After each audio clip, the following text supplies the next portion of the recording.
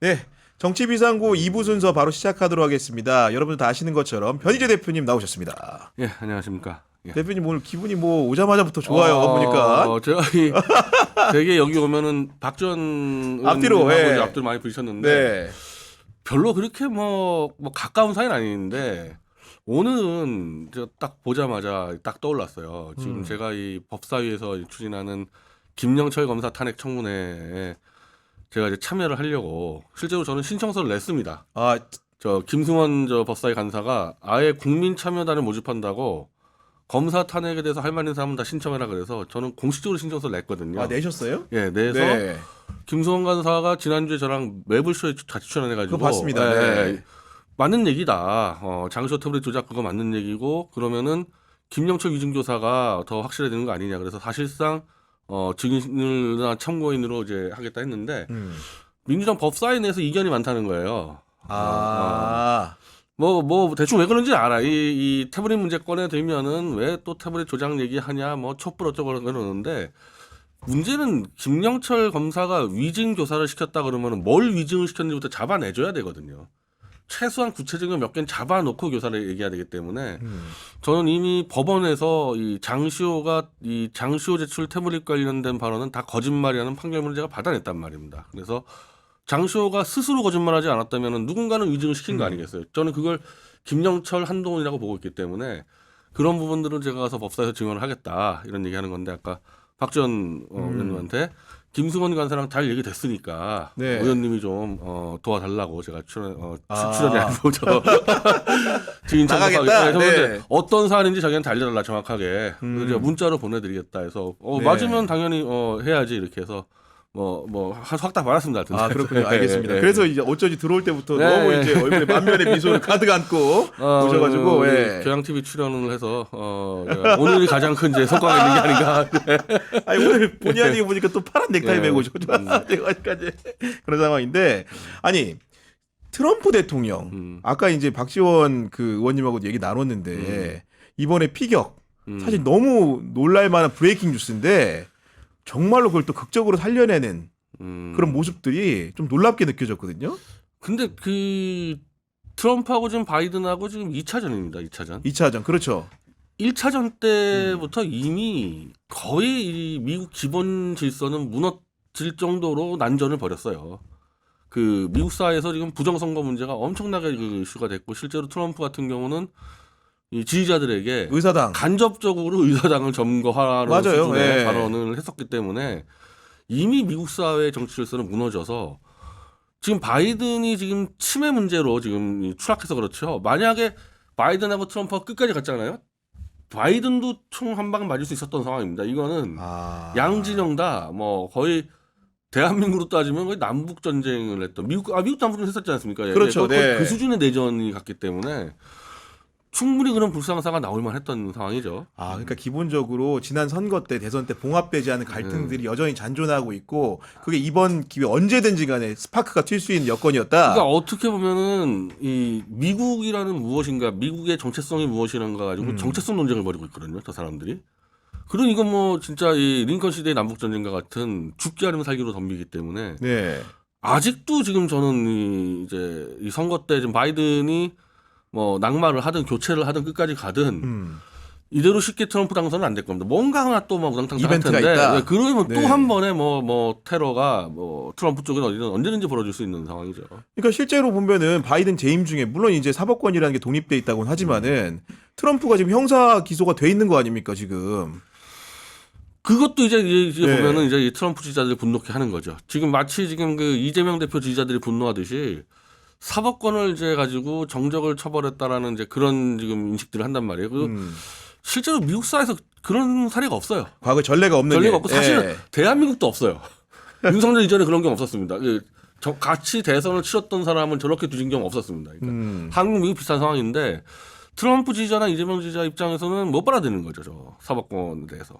그러니까 이제 갈등상이 계속 근데 또 강화되고 반대로 있는데. 얘기하면 이제 반대로 보면은 저 트럼프 좀 뭔데 저거 지금 미국 사법권을 지 그렇지. 마음대로 하냐. 그러니까 이제 막 총 들고 나오는 거고. 그러니까 범죄자인데 예를 들면 그런 인식이 있을 지금 수 있는 보수가 거잖아요. 저 예. 이재명 대표 얘기랑 똑같은 거죠. 범죄자인데 왜 그러냐라는 논법으로 이어지는 건데 일단 하나를 좀 따져보면 이렇게 그 피습을 당한 다음에 쭈그려 앉았다가 다시 일어나서 오른팔을 들면서 이제 그 싸우자고 외쳤는데 그때 이제 왜 그랬냐고 했더니 오늘 인터뷰를 했더라고요. 보수정 인터뷰에서 사람들에게 내가 괜찮다는 것을 알리기 위해서 그리고 미국은 계속 굴러가고 우리는 앞으로 나아가고 우리는 강하다는 것을 보여주기 위해서였다 이렇게 해설을 했더라고요. 그거는 이제 뭐 정치 지도자라면 건 가능하면 무조건 해야 되는 거예요. 뭐, 네. 뭐 맞고 쓰러지지 않는 이상은 해야 되는 건데 글쎄 뭐 그런 경험을 당하는 경우가 많지가 않기 때문에 뭐 반드시 해야 된다 얘기는 못 하겠지만은 트럼프가 그런 발상을 하고 했다면 그건 지도자로서 적합한 얘기고 이 공화당 지지자들은 이제 레이건에 대한 추억이 있는데 마치 민주당 지지자들 미국 민주당 같은 경우 네. 케네디에 대한 추억이 맞아요. 똑같은데 네. 레이건이 피격당했을 때 레이건은 쓰러져 이거 완전히 그냥 이 복부 관통해 가지고 쓰러졌는데 이 수술대에 오르기 전에 이제 그 의사들하고 이제 이 간호사들하고 농담 따먹게 한 게 워낙 강렬한 이미지를 줬는데 네. 그 당신들 정당 어디 소속이냐 그랬더니 민주당 다 이제 간호사들 의사들 민주당이어가지고 오늘 하루만큼은 공화당이었으면 좋겠다 그래가지고 그 의사가 진짜요? 우리 모두 오늘 하루는 공화당원입니다 그래가지고 이게 이제 굉장한 이제 미국 이 공화당 정치의 전설이 돼서 이번에 트럼프는 사실 그 레이건에 대한 이 추억을 일깨운 겁니다. 피격을 받아도 이 겁먹지 않고 돌진하는 모습에 대해서 어쩌면 레이건보다 더 셌을 수도 있죠. 그러니까 지금 구호 자체가 마가라고 해가지고 Make America Great Again을 계속 지금 하고 있는 거예요. 미국을 다시 한번 다시 뛰게 만들겠다. 쉽게 얘기하면 역동사회로.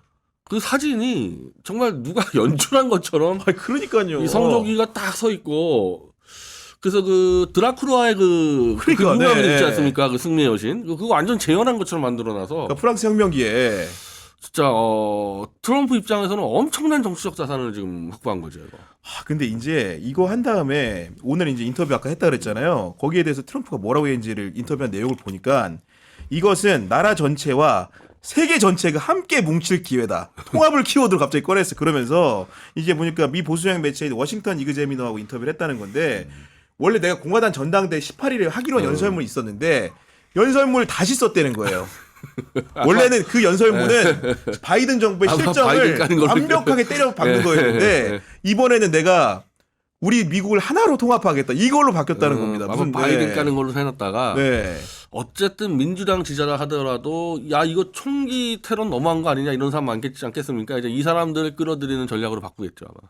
그러니까요. 지금 이게 보면은 이런 전술이라고 할까 정말 극적인 상황에서 또 전술을 바꾸는 건데 이렇게 되면 선거는 사실은 트럼프한테 많이 유리한 거 아닙니까? 굉장히 유리해지고 네. 아마 트럼프가 아마 이제 극단적인 대립을 통해서 공화당 지지자들 똘똘 뭉치는 전략을 써왔는데 이걸 이제 포용 전략으로 바꾸면은 바이든에 대한 실망도가 또 너무 높기 때문에 거기다 총기 테러 겹쳤다. 트럼프가 이제 이른바 영역을 확장할 수 있는 기회가 된 거죠. 그러니까 트럼프가 인터뷰한 내용 보면은 인종과 계층을 막론하고 자기한테 전화 주는 사람이 많았다는 거예요. 그러니까 물론 진짜로 그런 건지 아닌 건지 뭐 당의 뭐 후보 캠프에 연락이 온 건지 모르겠지만 그런 얘기를 하고 이걸 딱 화두로 확 바꿔버리더라고 보니까 바이든도 거기에서 그러면 묶이면은 다른 캠페인이 불가능해지는 거 아닙니까? 그러니까 안 그래도 그게 네. 없었어도 지금 바이든은 이제 네. 이 치매 문제는 많이 많았는데 어찌 보면 바이든 교체 여론은 더 커질 수도 있을 것 같고 더 커질 수 있을 네, 것 같고 네. 그 근데 상황들이 바이든 자체가 그 절대 이 교체는 용납을 안 할 것 같아요. 또 왜 용납 안 할까요? 그래서 그 나이들이가 대화가 잘 안 된다는 거잖아요. 네. 이 설명한 설득이 이게 이 정치인들도 이런 아집이라는 게 있는데 나이가 이제 또 80 넘어가다 보니까 글쎄요. 그게 오히려 뭐 가족이나 뭐 측근들이 많이 말린다는 얘기도 있고 보면은 그 측근이라는 사람들이 아마 사퇴 못하게 막겠죠. 네, 그렇게 이제 하고 있다는 얘기가 많은데 결국은 이제 한국에 끼치는 영향을 우리는 따져봐야 되지 않습니까? 트럼프가 유리해졌다고 한다면은 이 사건이 아니어도 윤석열 유리했죠. 대통령이 예. 지난번에 쪼로록 그 나토 회의까지 쫓아가서 우크라이나 지원을 막 얘기하고 하와이까지 따라가고 이 자체가 심각한 문제였거든요. 이거 지금 전 세계가 이 바이든의 그 타이타닉호고 침몰에서 다 뛰어내리고 있는데 혼자서 그냥 그 선정실에 들어간 격이 돼버려가지고 이게 아니었어도 근데 네. 이제는 사실상 이제 뭐 아마 전 세계 국가들이 다 지금 정보 분석을 할 겁니다. 누가 이기는지. 그렇죠, 당연하죠. 예. 거의 아마 트럼프를 베팅하지 않겠습니까? 근데 여기서 지금 바이든에 베팅하는 지금 이상한 한국만 지금 남아 있는 거여서 빨리 그걸 정돈해야죠. 정도는 네. 우리 대한민국 지금 최대 문제는 우크라이나전에 너무 깊이 들어갔다는 건데 트럼프는 우크라이나 전쟁에서는 뭐 다 떠들었잖아요. 이 상태에서 중단한다. 그리고 이제 우리가 트럼프는 한번 경험을 해봤지만은 경제적으로나 군사적으로 완전 반중이잖아요. 그러니까 이제 중국을 좀 이제 포위하는 전략을 쓰면서 전략을 쓰는 거잖아요. 이제 예. 친 김정은 이제 이런 그러니까, 전략이 네. 들어온단 말이에요. 그러니까 이 북중러 이 한미일이라는 이른바 예전에 냉전 구도가 바이든 민주당이었다면 트럼프는 이제 이 구도를 깹니다. 구도를 깨고 오직 이제 미국 이익을 버스트로 가는데 그게 가장 가장 이제 중요한 수단은 친러라는 거예요. 그러니까 친러가 가장 핵심입니다. 반중보다도. 친러. 네. 그러니까 이렇게 되면은 푸틴이 이제 우크라이나전을 주도하면서 끝나게 되고 그래서 사실 푸틴이 우크라이나 영토를 더 밀고 가지 않은 이유가 뺏을 만큼 뺏었어요. 자기 필요한 만큼. 그러니까요. 네. 그럼 트럼프가 들어서 정전만 시켜주면은 다 오케이 되는 거거든요. 그럼 이제 그 상황에서 이 푸틴은 북한에 대한 통제권을 또 가졌단 말입니다. 그러니까 이게 트럼프 1기하고 2기하고 가장 큰 차이인데 트럼프 1기 때는 이 시진핑하고 계속 얘기했는데 된 거 아무것도 없습니다. 시진핑하고. 근데 2기는 이 우크라이나 문제로 트럼프가 북한의 이 뒤를 잡고 있기 때문에 트럼프 입장에서는 훨씬 상대가 수월해졌죠. 이 상대하는 게. 그래서 아마 제가 볼 땐 이 푸틴이 상당히 한반도 동북아 전략을 짜지 않겠나. 트럼프한테 줄 거고. 그럼 상당히 위임을 할 가능성이 있는데. 가까이 있기 때문에. 네. 근데 푸틴은 지금 아시아에서 솔직히 제일 먼저 누구 손보겠습니까? 권한을 주면은 대한민국 일단 왜냐하면 이제 자기들 이제 군사 강대국의 위신이 있는데 입으로 너무 나불거렸거든요. 이걸 일단 손보고 시작하지 않겠습니까? 이거? 아니 그 말 그대로 그 외교나 군사적으로 또 그러하고 그런 예상이 정말로 어긋날이란 법이 없어 보이고 하나 더 보태면 경제 정책도 예전에 트럼프 우리가 1기를 겪어봤잖아. 1기 행정부를. 그때 보면은 그 수입산에 다 관세 엄청 매기잖아요. 우리가 그때 당시에도 보면은 현재 공장 짓는 행위들이 많지 않았습니까? 대기업들이. 경제적으로 그런 관세 정책의 영향을 또 받을 거 아니에요. 그러니까 한국 같은 경우는 이제 이 대한민국 이 공장들을 주로 이제 막 해외로 뻗어나갔었는데 네. 실제로 트럼프는 이제 그런 세계화를 반대하면서 자국에서 만드는 걸로 위주로 갔기 때문에 어찌 보면은 이 세계화에 좀 벽을 치는 작업들 한단 말이에요. 네. 그 한국도 이제 한국은 제일 골치 아픈 게 무역 의존도가 너무 높은 나라인데 그럼에도 불구하고 이제 한국은 이 자국 내 공장 문제를 관리를 해야 되는 시점인 거죠. 지금까지 뭐 신경 안 썼단 말이에요. 그런 것들. 내가 나가서 막 수출하면 된다 그랬었는데 내수 시장 신경 써야 될 사태가 오는 거죠. 그리고 우리가 보면 대체로 보면 중국을 경유해 수출하는 것들이 꽤 많고 그거가 이제 쉽지 않죠. 그리고 중국산 부품이 몇 프로 이상이면은 예를 들면 수입을 예를 들면 관세를 매긴다는 등 이런 조치들이 계속 이어질 거 아닙니까 지금 보면은. 그거는 근데 네. 사실 바이든 때도 마찬가지였기 때문에 그 중국 포위 전략은 사실 트럼프나 바이든이나 큰 차이가 없어요. 차이가 없는데 차이가 없는데 이제 이 바이든은 한중 대만을 통해서 포위하려고 하는 거고 이제 트럼프는 북한하고 러시아를 떼서 하려는 거고 이 차이가 있으니까 한국은 이른바 지금까지 끌고 왔던 세계화 전략하고는 다르게 가야 되겠죠. 아니 근데 일본 같은 경우에 좀 기민하게 바뀌고 있는 거예요? 트럼프에 좋습니까 지금? 일본은 내각제라서 쉬워요.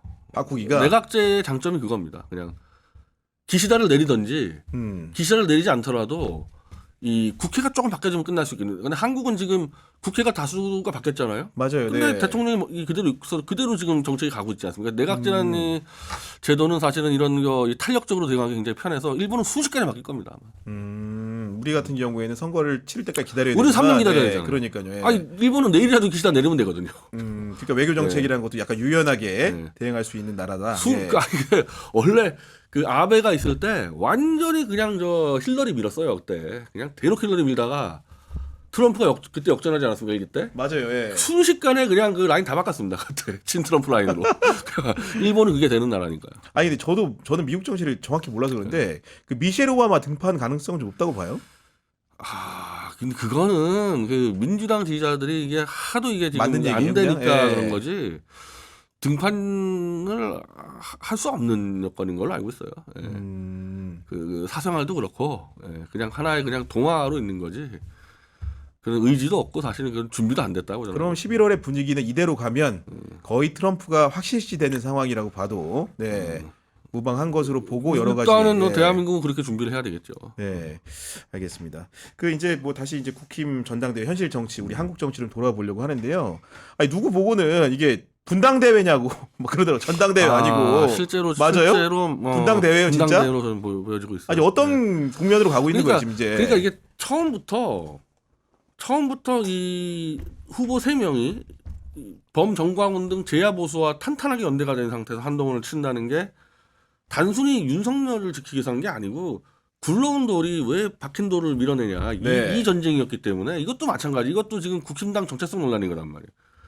이제는 뭐 거의 내전처럼 와서 그리고 그 와중에 한동훈의 이제 위험한 얘기들이 너무 많이 터졌고 이래서 아마 이거는 23일날 전당대회 결과와 관계없이 내전이 이어질 것 같습니다. 아니 근데 예를 들면은 뭐 이제 보수 세력의 탄탄한 뭐 일반 당원들이 비중이 더 높으니까 어떻게 보면은 그 국면 자체는 아무리 뭐 처음에 어대한이라고 했어도 좀 조정이 있을 줄 알았는데 왜 그 숫자적으로 바뀌는 게 안 보이는 거예요. 그 숫자적으로 이제 이 한동훈의 이제 여론 조작팀이 있다는 거 아니겠어요? 이상할 정도는 없다고 생각해가지고 아마 실제로 표가는 어떻게 될지 모르겠는데 네. 그 현재는 조중동과의 대립 구도예요. 그러니까 조중동이 한동훈을 밀고 있는 거고 네. 나머지 범보수가 한동훈을 반대하고 있는데 요 구도가 한번 있었어요 과거에. 언제죠? 이준석 될 때 있었는데 아, 그때도 보수 언론은 완전히 이준석을 응원하고 그냥 이준석으로 밀었고 이 범보수가 반대했었는데 그때 이준석을 비토하는 것보다 지금 한동훈 비토는 훨씬 셉니다. 왜냐면 이준석은 어쨌든 좌에서 넘어오지 않았단 말이에요 그때. 원래 보수를 표방했죠. 표방에서 그냥 예, 박근혜 때에 들어왔는데 한동훈은 명백히 문재인 정권의 사냥개다 들어왔기 때문에 이 반이 훨씬 센 상태고 그리고 그때에 비해서 보수가 이제 국힘당에 상당히 많이 들어왔고 정광훈 목사의 그 입당 운동 때문에 최소한 10만 명 이상 들어왔고 해서 그때도요 이준석이 완전히 엄청나게 완전 압도한 걸로 알았는데 실제 표 깠을 때 별 차이 안 났습니다. 아 생각보다는 아슬아슬했어요 아슬하게 실제로는. 그때 이준석 후보랑 맞붙었던 나경원이 나경원하고 주호영이 네. 붙었는데 네. 나경원하고 거의 이제 당원에서 나경원이 이겼고 국민 여론에서 이제 져서 그랬었는데 지금 같은 경우도 저는 표 까면은 사실 이 한동훈의 여론 조작이 어느 정도인지 모르겠지만은 뭐 그렇게 압도하지는 못할 거다. 한동훈 이기더라도. 아니 근데 그렇게 하더라도 구도는 좀 단순화해야지 이길 가능성이 높은 거 아니에요? 지금 예를 들면은 원희룡, 나경원 둘 다 이제 레이스를 하게 되면 구도가 다자 구도라서 좀 복잡해지는 거 아닙니까? 근데 뭐 이제 어차피 그 50% 과반 네. 문제이기 때문에 한동훈이 과반을 확보하지 못했을 경우는 그 자연스럽게 지지자끼리 뭉칠 것 같거든요. 뭉쳐서. 근데 하여튼 뭐 이 당내 선거라는 거는 참 예측하기가 어려서 그런데 한동훈은 이길 수도 있고 근데 뭐 제가 볼 때 한동훈이 이기든 지든 관계없이 내전은 계속된다. 아니 근데 장외 보수 세력은 정확히 누구를 지지하는 거예요? 지금 늘 헷갈려요. 지금 지난번에는 뭐 윤상현 후보 얘기도 했는데 윤상현 씨가 생각보다 제대로 못 싸웠어요. 네. 강력히 이제 한동훈을 칠 거라 갔는데 별로 못 싸고 우리 원희룡이 더 세게 치다 보니까 네. 원희룡 쪽으로 많이 넘어가 있죠. 아 지금 네. 원희룡 쪽으로 모이는 거의 분위기예요. 모이는 것 네, 같죠. 모이는 상황이고 만약에 이제 결선 구도는 당연히 반한이기 때문에 나머지 후보를 밀어주는 구도로. 근데 이번에 이제 이 한동훈 그 여론조작 댓글 불법 댓글 같은 경우가 드루킹 사례가 있다 보니까 너무나 명백한 사례가 이 판례에도 있고 있어서 이거 그냥 안 넘어갈 것 같거든요. 그러면 한동훈이 당선돼도 다른 한동훈 특검 같은 경우는 저는 윤석열이 막아줄 수 있다고 보는데 이건 드루킹 불법 댓글 사례가 있고 이게 총선 때까지 이어졌으면 드루킹하고 똑같은 사태가 벌어지는 건 완전히 이거는 막기 쉽지 않을 거예요. 이게 만약 특검을 밀고 갔을 때 이건 무슨 명분을 막겠습니까? 일단은 요거는 이제 보수 세력 안에서 이제 가담을 했던 장해찬 전 최고위원이 구체적으로 발화를 한 건데 그걸 가지고 뭐 예를 들면 고소 고발 이런 것도 준비를 하고 있는 거예요? 단체들이? 다 들어왔어요. 고소고발 다 들어왔는데 네. 이게 뭐 검찰이 수사를 할지 안 할지 이제 뭐 확실치가 않다 보니까 민주당에서 지금 발의한다는 거 아닙니까? 이 특검법을. 네. 그러니까 다른 한동훈 특검법은 문제가 뭐 막을 수 있지만 이게 만약에 특검 올라갔었을 때 이거를 막아준다 한동훈을 위해서 이거 쉽지 않을 것 같은데 이건 도저히. 근데 아까 분당대회냐고 이제 물어봤던 게 뭐냐면은 최근에 그 양자 이제 원희룡과 한동훈의 그런 양자 다툼이라는 게 자꾸 이제 뿌리의 문제로 가는 것 같은 느낌이 들거든요. 그러니까 예를 들면 지금 홍준표하고 유승민 또 세게 붙었잖아요. 결국은 이제 한동훈을 빗대서 유승민에 비유해서 배신의 정치를 또 하고 있다고 홍준표 시장이 강력하게 몰아붙인 거 아닙니까? 그 이면은 당연히 박근혜 전 대통령을 탄핵했던 그런 상황에 동조했던 부분들에 대한 비판 정서가 깔려 있는 거잖아요. 그럼 그런 때로 지금 시계가 2017년 돌아가고 있는 겁니까 지금? 그렇죠. 그런 거예요? 돌아가고 네. 있는 거죠. 예. 이제 와서 보니까 결국에는 박근혜 탄핵을 보수가 일단적으로 찬성을 하는지 용납을 했는데 결국에는 문재인 정권 5년에다가 윤석열 정권을 자기들이 스스로 만들어서 이 패착을 줬고 여기다가 또 한동훈까지 또 한다. 이렇게 그러니까 이제 이거 잘못됐구나. 이거 다 들어 엎어야 되겠다. 지금 이런 정서가 있어서 이 네. 싸움이 거칠어지고 있는 거죠, 이게. 그러니까 유승민 전 의원 같은 분 또 발끈하긴 했더라고. 표현이 재밌었던 게 그 윤 대통령이 힘 빠지면 누구보다 먼저 등에 칼을 꽂을 자가 바로 코바콩 같은 아부꾼이라고 했는데 코바콩이 뭔지 아세요? 호박콩? 네. 그 인사할 때 그러니까 네. 홍준표가 그러니까 코가 바닥에 닿을 정도로 이제 인사를 했다는 의미의 표현이라는데 그러니까 지금 이 보수에서 가장 그 무의미한 얘기하고 있는 게 한동훈이 윤석열을 배신할 거기 때문에 한동훈 한다. 이건 완전 무의미한 얘기예요. 예, 그건 윤석열이 힘 빠지면 홍준표뿐이 아니라 범보수가 다 때릴 겁니다. 윤석열을. 예.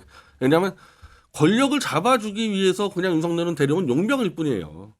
근데 용병을 데려왔는데 실제로 아무것도 못하잖아요. 뭐 챙겨주지도 못하고 선거 다 깨지고 이러기 때문에 누구보다도 먼저 보수가 칠 거니까 그건 다 이제 무의미한 얘기들인 거죠. 근데 결국 이제 분당 시나리오 아까 다시 얘기하는 게 2017년에도 그때 분당이 한번 됐던 거죠. 그때가 이제 김무성, 유승민이 나가서 분당을 네. 했던 거죠. 탄핵을 찬성했던 사람들이 나가서 분당했던 거고. 근데 그때 바른정당 대선 후보로 유승민 후보가 나왔던 거고, 그죠? 그리고 홍준표 후보는 어쨌든간 전신인 자유한국당에 남아서 후보가 된 거고요. 그런 구도. 그러니까 이번에도 만약에 전당대회 끝나면 이번에 분당이면요. 네. 지금 한동훈이 크게 이거 완전 조기에 박살날 분이 아까 얘기했던 댓글 조작이랑 김영철 탄핵 청문회하고 청담동 술자리 이번에 지난주에 재판에서 깨졌습니다. 한동훈. 사실상 그 술집이 소송 걸었는데 뉴탐사에 한동훈하고 똑같은 논리했어요. 야 조선일보가 없다 그러지 않았냐 청담 술자리. 근데 이제 재판부는 그 술집에서 네 술집에서 술자리 없다는 걸 스스로 입증해라. 입증을 못했습니다. 아무것도. 그래서 패소했단 말이에요. 술집이. 지금 한동훈이 뉴탐사에다 10억 걸어왔는데 똑같아요. 조선일보가 없다 그러지 않았냐. 그때 재판부가 입증하는데 한동훈 입증 못하고 있거든요. 이게 17일 날 또 선거 나오는데 그러면 청담동 술자리 또 한동훈이 패한다? 이게 한 건 한 건이 사실 한동훈 정치적 생명을 끝장낼 것들인데 이렇게 한동훈이 코너로 몰렸을 때 아마 이제 한동훈 끌어내고 아마 뭐 아까 말한 대로 이 불법 댓글 같은 경우는 범보수에서는 아마 이 한동훈 특검을 지지할 거고 이거 밀고 갈 때 윤석열이 만약에 한동훈 편을 들어주잖아요. 그러면 그 분당될 겁니다 그때. 그 시점에 대통령이 만약에 거기서 한동훈 만약 대표가 된다고 가정하면 대표를 두둔할 경우에 그 분당 시나리오가 올 수 있다. 그러니까 지금 분당 얘기하는 거는 한동훈이가 되면은 한동훈이 윤석열을 배신해서 그러니까 그 얘기잖아요. 네. 제 기준 볼 땐 정말 말도 안 되는 헛소리를 얘기하는 거예요. 말도 안 되는 헛소리. 그런 분당은 아니다. 그 분당이 아니고 뿌리로 지금 뿌리 때문에 전쟁이 벌어졌잖아요. 뿌리로 따지면 윤석열과 한동훈이 한 뿌리죠. 그러니까 분당이 되면 그쪽 뿌리하고 이쪽 뿌리가 갈라지지 어떻게 따로 갈라집니까 이게. 그러니까 자꾸 지금 이제 우리 언론에서 얘기하는 분당이라는 거는 예전에 17년 따지면 박근혜에 대한 기준점 이런 걸 두고 얘기하다 보니까 이번에도 윤석열을 대통령을 기준점에 두다 보니까 그게 이제 갈라질 수 있다 이런 걸 얘기하는 것 같은데. 지금 분당도 박근혜에 대한 수사와 탄핵에 대한 입장으로 분당되는 거예요. 지금도 분당된다면 똑같은 겁니다. 2017년도랑. 그러니까 윤석열 한동훈은 박근혜 수사를 주도했던 사람들 아닙니까? 네. 그 팀하고 이걸 반대했던 사람들과의 분당이에요. 그러니까 원희룡 후보 같은 경우에는 한동훈 후보의 전성기가 박근혜 전 대통령을 탄핵할 당시에 특검팀에 있을 때가 아니냐 이런 얘기를 하면서 인생의 화양연화가 이제 본인한테 그런 시기일지 몰라도 어쨌든 우리 모두는 덕분에 지옥을 겪었다 이런 얘기를 하더라고요 보니까. 맞는 얘기죠. 그래서 원래 좀 보수 주류하고 다른 목소리를 자주 내는 전원책 변호사도 네. 이 점은 한동훈이가 정확히 설명하라고 얘기를 하고 있어요. 이 점은 뭐예요? 이 점, 그러니까 문재인 정권 초기 때 내가 보수를 마음껏 수사할 때 그게 내 인생의 화양연화다. 그리고 그 당시가 이제 법사위에 나가서 한 얘기인데 여기 계신 민주당 의원들 다 나와 같은 뜻 아시었냐? 지금도 나는 생각이 똑같다. 이 부분 대해서 해명을 하라고 지금 전원책시까지 난리 치고 있는 건데 네. 한동훈이 해명 똑바로 못 하고 있죠. 그래서 거기에 대해서. 네, 동문서랍 하고 네. 있죠. 아니 또 하다 가다 보니까 또 이제 아까 말한 대로 유승민과 홍준표 얘기가 있었다고 한다면은 또 김종인 전 비대위원장이 결국은 한동훈이나 윤석열에 대해 서로가 서로를 배신하는 상황이 오면은 이제 뭐 어쨌든 배신할 수 없다 이런 얘기를 한 거예요. 저랑 생각이 같은 거예요. 이거 똑같은 거잖아요. 그렇게 얘기한 거잖아요. 이거는 한 배를 타고 있기 때문에 네. 일정 정도 밥그릇 싸움 가능해도 둘이 완전히 죽일 듯이 갈라지는 거는 불가능하다 이건. 그랬더니 거기에 대해서 이제 쉽게 얘기하면은 김종인 전 비대위원장에 대해서 나경원 후보가 이게 바로 반윤의 이심전심이다. 이러면서 오히려 또 이제 다른 식의 갈라치기 나는 한단 말이에요. 예. 솔직히 나경원 씨가 완전히 예. 헛다리를 짚었. 헛다리예요, 김종인 씨가 얘기한 거를 뭐 어떻게 알아들었는지 예. 한동훈 편는 게 아니잖아. 이 사람 얘기하는 게 한동훈 편는 게 아니지 않습니까? 둘은 그냥 원팀이라고 얘기한 거 아니에요. 갈랐을 거는 없다. 근데 나경원이나 원희룡은 자꾸 한동훈이 윤석열을 배신할 거라 하다 보니까 그런 건데 그거는 그 사람들이 잘못됐다기보다도 나는 나경원하고 원희룡이 한동훈이 윤석열을 배신할 거라고 믿을 거라고 저는 보진 않아요. 근데 문제는 이제 자꾸 저도 아까 보수의 뿌리 얘기하는 건데 그게 이제 갈라서는 기준점이 될 수 있으니까 결국은 이제 이게 이준석이 또 그걸 보고 이준석 의원이 당명과 정강 정책을 지금 국민의힘에 이거를 김종인 전 위원장이 다 만들었던 걸 상기해 봐라. 그렇게 했어요. 그래서 나경원 그 의원 후보가 뭐라고 했냐면 내가 대표가 되면 당원들과 함께 당명부터 바꾸고 정강 정책 혁신을 추진할 거다. 이렇게 나섰단 말이에요. 그거는 이제 디테일한 문제들 같아요. 뭐 당명이니 정강식 이런 것들은 네. 디테일한 문제고 핵심은 보수가 분열되고 괴멸되고 윤석열 같은 사람을 불러다가 대통령 만드는 이상한 행태를 보이게 된 거는 박근혜 탄핵 문제거든요. 여기 대한 입장이 가장 큰 중요한 이제 분기점이 돼가지고 박근혜 이 수사와 저는 탄핵은 찬성할 수 있다고 봅니다. 탄핵 정치적으로. 근데 네. 윤석열 한동훈의 수사가 정당했다고 보는 사람들과 이거 부당했다고 보는 사람들은 이건 도저히 같은 배를 탈 수가 없어요. 이게 조중동하고 지금 가장 큰 차이, 이 제야 보수들하고. 그러니까 이 설사 그 당시에 박근혜 탄핵을 찬성을 했던 원희룡 같은 찬성한 사람은 네, 정치적 올바름에 준하더라도 지금 예. 이제 어쨌든 이 사람 지금 이제 이 정치 입장 때문에 그렇지만은 수사는 잘못된 거 아니야 얘기하지 않습니까? 그러니까 핵심은 윤석열 한동훈의 수사예요, 수사 문제. 그리고 그게 수사가 잘못됐다 그러면은 김영철 이 검사 탄핵 같은 걸 찬성해야 될 거 아닙니까? 그 수사를 다시 들어보자 얘기해야 될 거 아니에요? 그러니까 지금 김영철 이 탄핵 청문회에 고영주, 신혜식 등등 보수인사 18명이 지지 성명 보냈다니까요. 예. 그런 상황이다. 알겠습니다. 이렇게 보니까 이게 좀 뿌리 논쟁으로 자꾸 가고 있는데 그 결들이 좀 약간 여러 갈래인 것 같아서. 제가 결론 안 내. 네. 윤석열 한동 수사 문제라고 그냥 네. 간단한 문제입니다. 그렇게 이거는. 말씀하시는 그리고 거고. 그 문제이기 예. 때문에 이거는 합의가 안 돼요. 근데 이제 그런 김종인 얘기한 게 그런 걸 수 있죠. 경제민주화. 음. 그러니까 이거 사실은 진보적인 성향의 그런 정책 아니냐. 근데 정책이라는 거는 네. 그 시대마다 시대 정신? 예, 네. 예를 들면 갑자기 국민들이 지금 그런 상황이 다 굶어 죽게 생겼다 그러면 뭐 풀어야 될 거 아닙니까? 그거 그 정책 가지고 논의할 수 있는 지금 상황은 아니고. 네. 요 얘기도 좀 하나 더 해볼게요. 그 보니까 김건희 여사 관련된 수사가 어쨌든 검찰이 진행 중인데 최근에 보도 나온 거 보니까 이제 대통령실 행정관 김건희 여사를 보좌하는 사람이겠죠. 이분이 이제 이랬다는 거예요. 그 당시에 명품백을 받고 나서 김건희 여사 가방을 돌려주라고 지시했었다. 근데 이제 쉽게 얘기하면은 자기가 잊고 있었다는 취지의 진술이겠죠. 수긍이 가십니까? 그러면 네. 대통령 기록물에 어떻게 네. 넘어갑니까? 그러니까 네. 돌려줄 거라 그랬으면은 네. 김건희든 행정관들 쥐고 있다가 돌려줘야지. 대통령 기록물에다가 넘겼다면서요. 거기서 보관한 거 있다면서요. 네. 다 거짓말이죠 지금 저거. 네. 그러니까 이제 그런 하면서 김건희 여사 이제 법률 대리인 같은 경우에도 목소리를 좀 내기 시작했더라고요. 그러니까 결국은 권익위에서도 처벌할 규정이 없어 종결을 했다는 논거랑 똑같은 거죠. 일반인 같으면 각하할 사안이다 이게. 근데 물론 뭐 영부인이라고 이렇게 오히려 이렇게 불러서 조사하려고 하는 이런 입장인 것 같은데. 국민권익위 자체도 잘못됐지만은 네. 국민권익위는 김영란법만 바라보는 쪽이고, 그러니까 청탁이 없다는 전제로 갔던 거고, 근데 지금 좀 최재형 목사는 청탁을 했다 그러고 있지 않습니까? 네. 그럼 당연히 경찰 수사는 권익위와 관계없이 가는 거죠. 전제가 달라, 수사의 전제가 달라. 근데 뭐 청탁 목적에 대해서도 보도 나오는 것들만 보면은 건건이 막 이렇게 잘 블로킹을 한 것처럼 이제 엄청나게 이제 궤변을 늘었는데, 네. 하여튼 권익위에서 끝났으니까 왜 수사하냐는 얘기는 잘못된 얘기하는 거예요. 권익위는 김영란법만 수사한 거고 청탁이 없다는 죄 수사한 거고 어쨌든 경찰에다가 고발자나 제보자인 최재형 목사는 청탁이 있었다고 주장하니까 네. 그건 당연히 수사해야 하는 게 맞는 거죠. 그러니까 쉽게 얘기하면 야당이나 진보 진영에서는 김건희 여사에 대해서 사실은 굉장히 국정 개입을 뭐 상대적으로 굉장히 많이 하고 있다는 의혹을 제기한다거나 뭔가 이제 이런 농단의 그런 원흉이라고 자꾸 이렇게 몰아가는 경향이 있는데 보수 진영에서는 김건희 여사를 어떻게 생각합니까? 지금은 일단은 김건희 편을 들고 있다가 네. 잘 들고 있다가 이 진중권 폭탄 터져가지고 지금 헤매고 있죠. 김건희 국모를 지키자고 깃발 들고 있다가 네. 진중권이 이 보수 쪽 표현 들으면은 이 썩어 빠진 기회주의 좌파가 김건희하고 57분을 통화하고 김건희는 뭐 진중권 내가 움직인다 이러버리니까 지금 김건희 김자도 안 꺼내고 있어요 보수에서 지금. 원래는 사실은 이런 여러 가지 사건들이 핍박이라고 여기는 분위기가 중론이었는데 지금 그런 분위기가 약간 좀 사라지고 있다는 진중권 거예요. 한 방으로 끝났어요. 그 문제는 완전히. 예. 아, 그리고 이게 원래 보수 전략은 한동훈만 제거한다는 전략이었는데 여기가 흔들리는 게 아니 한동훈 뒤에 진중권, 김건우 있다 그랬는데 김건희 뒤에도 있어 이러면 한동훈 제거해도 의미 없는 거 아니냐. 그래서 아까 제가 말한 대로 이제 이 팀이 나눈다는 겁니다. 한동훈, 윤석열, 김건희 팀은 나누게 돼 있고 보수팀 나누게 돼 있는 거죠. 아. 그리고 그 팀에 이제 진중권이가 들어가겠죠 그쪽에. 윤석열, 김건희, 한동훈 팀에는. 그러면 결국은 이제 한동훈 만약에 그 후보가 당선이 된다고 한다면 그 이후에 인선에 대해서도 여러 가지 이견들이 있을 수 있다는 예고편일 수도 있겠네요. 아니 계속 이제 아까 말한 한동훈의 그 3대 사건은 그냥 끝날 사건이 아니거든요. 이거 특검까지 갈 사건들이니까 이거 가지고 계속 밀어붙이겠죠.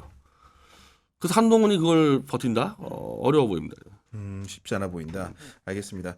오늘도 이렇게 정치권의 다양한 현안들을 살펴보다 보니까 주어진 시간이 다 됐습니다. 아니, 오늘 이제 아쉬운 말씀을 좀 하나 전해야 되는데 우리 변희재 대표님 사실은 이 우리 경향TV 1등 공신 아니십니까? 개국 시작부터 이렇게 해왔는데 그 이제 월요일마다 나오시다가 이제는 좀 부정기적으로 나오시게 됐는데 그래도 어쨌든 간에 6개월 동안 함께 해주셨으니까 좀 어땠는지 좀 소감 좀 말씀해 주실 수 있을까요? 이 유튜브나 론칭에서 띄우는 게 쉽게 볼 수도 있는데 이제 너무 많잖아요. 또 어려울 수도 있는 부분인데 네. 어쨌든 뭐 처음부터 같이 해가지고 뭐 어느 정도 기대했는지 모르겠어요. 근데 네. 뭐 제가 봤을 때는 그래도 성공적으로 론칭을 했다. 론칭을 했기 때문에 이제는 좀 다른 기획도 해보고 네. 다른 뭐 인물도 찾아보고 이럴 때가 왔기 때문에 네. 저는 저뿐 아니라 이른바 뭐 개국 공신들부터 원래 쳐내는 게 맞아요. 원래 무슨 일을 하든지 그래서 영역도 확대해보고 여러 가지 실험하는 과정에서 네. 또 그러다가 또 이제 또 기획 맞으면 하는 거고 네. 경향신문 TV가 이제 적절하게 이제 변화를 모색할 때가 왔다고 생각합니다. 그러니까 저희가 뭐 또 이렇게 변화를 좀 시도해 보겠지만은 정말로 요즘 다 정치 유튜브계가 정체돼 있고 좀 어렵잖아요. 그 예를 들면 시사 폭격 같은 경우에는 워낙 팬들이 많지만은 그것도 요즘 보면은 예전보다는 좀 빠지고 이런 거 아닙니까? 근데 네. 저 같은 경우는 이제 원래 보수 유튜버인데 네. 보수 독자가 다 빠졌다가 보수 독자가 다시 들어오게. 다시 들어오고 있어요, 그렇게 돼서 지금? 한동훈 네. 문제로 다시 들어오고 있으니까 그러니까 이런 막 변화들이 일어나고 있거든요. 네. 이런 변화들에 대해서도 이제 아마 경향신문에서 잘 이제 모니터링 네. 해가지고 적절한 계획들을 할 것들은 많을 겁니다. 근데 뭐 여하간 저희도 이제 중요한 그 사안들 특히나 이제 우리 변 대표님이 뭐 전에 이제 소나무당 정치 활동도 하셨지만은 또 국면마다 중요한 역할을 많이 해주시고 계시기 때문에 그럴 때 특별하게 모셔서 좀 얘기 좀 들어보겠습니다. 저는 어쨌든 네. 이제 여기서 이제 다들 뭐 특화된 문제가 있어야 되는데 현재 제 특화문은 보수 움직임을 보는 거예요. 전체 움직임. 네, 보수 움직임을 이제 설명할 수 있는 사람이 그것도 이제 보수끼리만 하는 언어가 아니라 네. 보수 움직임을 좀 다양한 국민들이 알아들을 수 있도록. 아니 제 뭐 이게 사실은 뭐 그냥 우스갯소리 드리는 거지만은 여기에 빠져서 사람이 더 올 수도 있겠네요. 저는 이제 보수 독자들을 다시 잡아야 되는 이제 아니, 그러니까, 제 네. 입장에서 정체성을 의심받고 있었는데 약간 이제 지금, 보수 예. 독자를 잡아야 되기 때문에 알겠습니다. 서로 윈윈하고 있고. 네, 아무튼간에 뭐 꼭 좋은 기회로 또 다시 모시도록 하겠습니다. 네. 저 개국했던 저 김영민이도 나가나요? 네, 김용민 뭐 네. 이제 그 평론가께서도 안 아마도 나간다고 이제- 우기면 저한테 개국 공신들 원래 물러나 주는 게 맞는 겁니다. 알겠습니다. 아무튼간에 변 대표님 덕분에 경향TV가 많이 성장했다는 점 그리고 우리 구독자 여러분들 우리 변 대표님 안 나오신다고 월요일에 안 들어오시면 안 됩니다. 네, 좀 적절히 좀 들어와 주셔야지 저희가 좀 버틸 수 있으니까 여간 앞으로도 모실 기회 많이 만들도록 하겠습니다. 네. 네. 구경의 정치비상구는 내일 오후 4시 또 여러분들 찾아뵙도록 하겠습니다. 경향TV 구독, 좋아요, 팟빵에서도 많은 청취 부탁드립니다. 긴 시간 함께 해주셔서 감사합니다.